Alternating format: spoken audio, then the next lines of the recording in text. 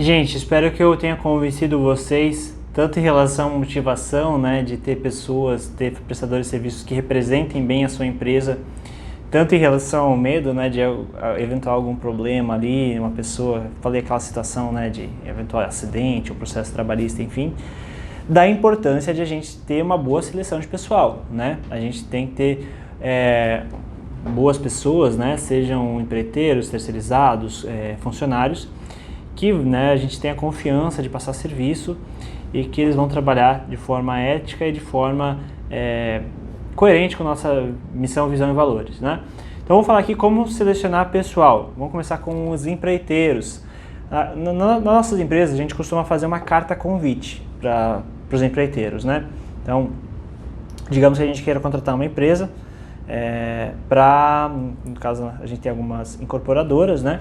E a incorporadora quer contratar uma outra empresa, uma empreiteira, para prestar serviço para a gente. Então a gente faz uma carta convite, onde a gente deixa muito claras as condições da contratação, né? Em relação à forma de trabalho, em relação a EPC, EPI, a gente anexa, né, no carta convite o projeto, né, o projeto aprovado, como é que vai ser a execução, quais são as exigências da empresa em relação à limpeza de obra, a postura, né, no trabalho, né, como é que é a tratativa nossa com eles e com eventuais clientes, como é que qual que é o nosso alinhamento, né, qual que é a nossa missão, visão e valores, o que a gente preza na nossa empresa, qual que é o nosso padrão construtivo e o escopo do serviço discriminado, né, deixar bem claro ali quais são as etapas do serviço para que fique muito claro ali o que se espera, né.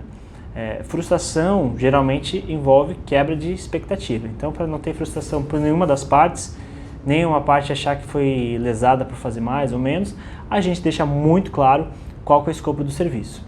E também a gente deixa claro nessa carta de convite o que vai ser solicitado, né? A gente solicita daí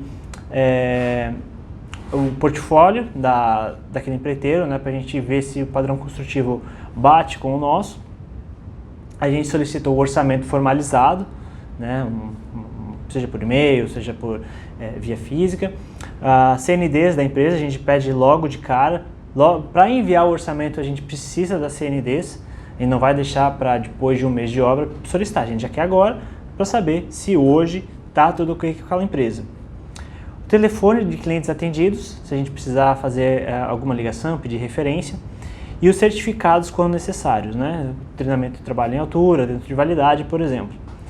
E daí, baseado nesses orçamentos que atendem todas as exigências, a gente faz o quadro de cotação, né?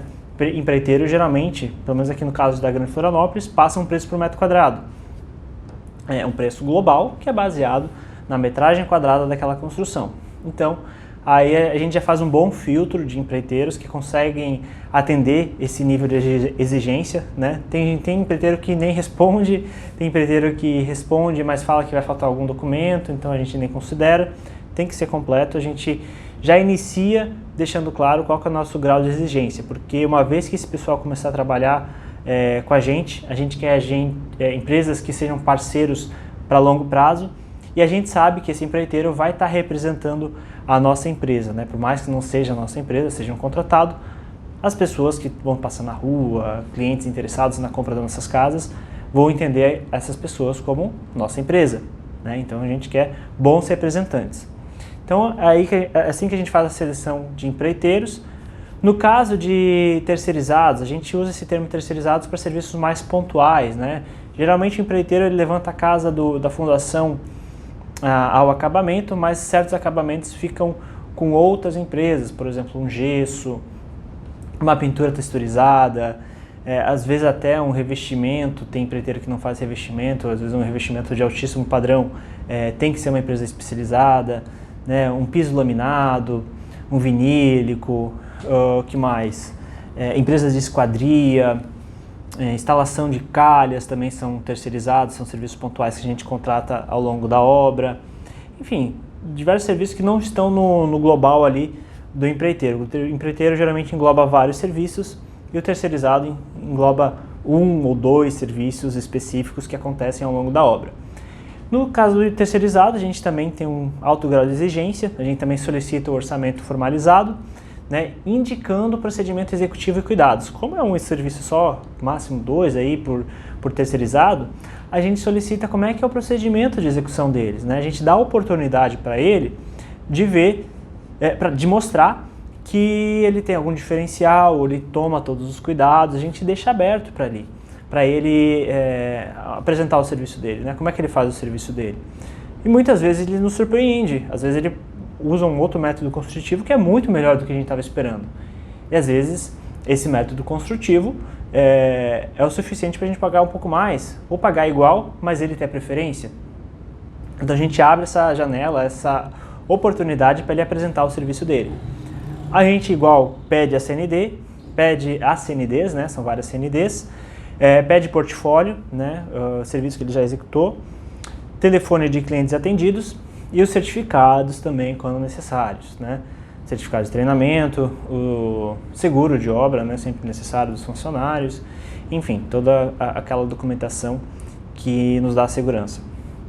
No caso de colaboradores, né, geralmente engenheiros e estagiários a gente está tratando, talvez no seu caso pode ser um projetista, pode ser um arquiteto, pode ser um técnico, né? Geralmente a gente faz anúncio nas redes sociais, né? O pessoal aí que já acompanha já sabe que volta e meia aparece alguma coisa no Instagram da Bortoli Bianchetti, no dos engenheiros Outbox, também na Brava Engenharia, nossa empresa no Paraná, e na Modernize Construtora. A gente costuma anunciar também nas redes de faculdades conceituadas, né? A gente toma a liberdade de escolher as melhores faculdades aqui na região, né? Que geralmente são as mais disputadas, né? O pessoal que rala bastante para conseguir entrar naquelas faculdades. E a gente também anuncia em alguns sites de vagas, né? Às vezes quando é engenheiro ou técnico, né? Quando pessoas com mais experiência, a gente acaba indo para sites de vagas de trabalho também. E daí a gente contata para fazer, a gente contrata um serviço especializado, né? Que terceiriza, né, a entrevista prévia e os testes psicológicos que a gente vai ver aqui. A gente faz a entrevista com a gente e, caso necessário, a gente faz mais de uma entrevista, tá? Então,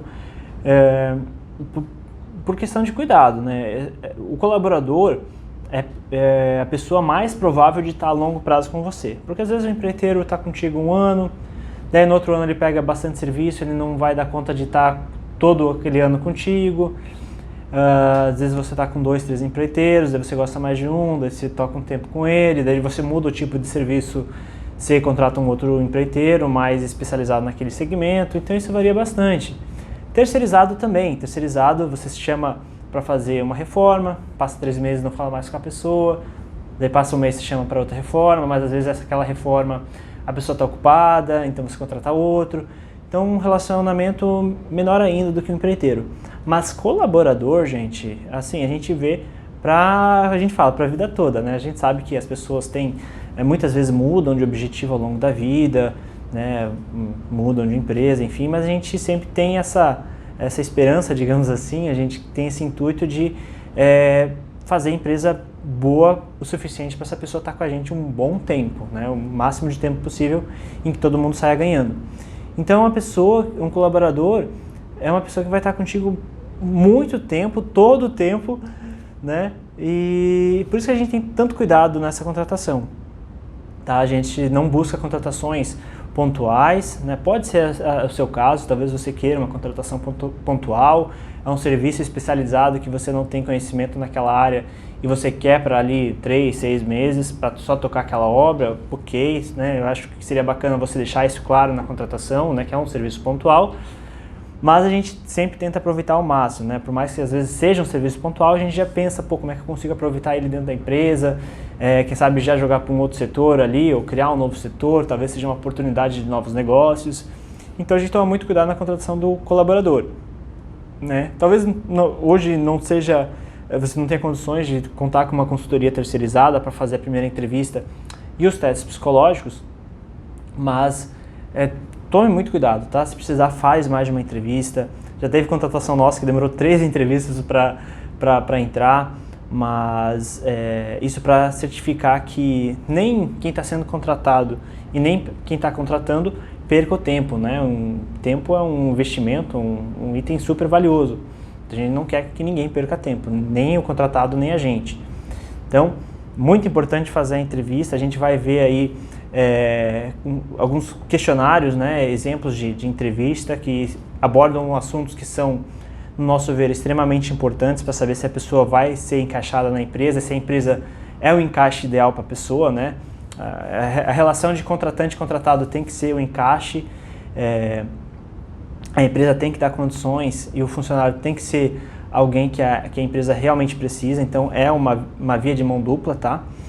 Então, toma muito cuidado, super recomendo os testes, pelo menos, se não puder contar com uma consultoria terceirizada, pelo menos faça um teste psicológico, um DISC, para ver se é um encaixe para aquela posição. Às vezes vocês conhecem uma pessoa, super qualificada, entende tudo daquela área, mas ela tá perdida no processo profissional dela. Ela pode ser até especializada naquela área, né? Vamos pegar um exemplo aqui, uma pessoa que fez estágio 2 anos em projeto, está trabalhando há 1 ano em projeto, entende tudo sobre projetos. Mas através do perfil psicológico você vê que essa pessoa não tem nada a ver com o projeto, ela está perdida naquela área. Então vai ser uma questão de tempo em que talvez ela já esteja desmotivada hoje no setor de projetos. E você quer alguém de projetos que esteja motivado e que fique um bom tempo, imagino eu, né? Que fique um bom tempo na área de projetos. Então, por meio do perfil psicológico, você consegue ter essa habilidade de ver se a pessoa é um encaixe realmente para aquela área. Então, né, ok, pode até ser uma contratação boa durante 3 meses, 6 meses, 1 ano, mas pode ser uma questão de tempo até que ela veja que não é aquilo que ela quer para a vida dela.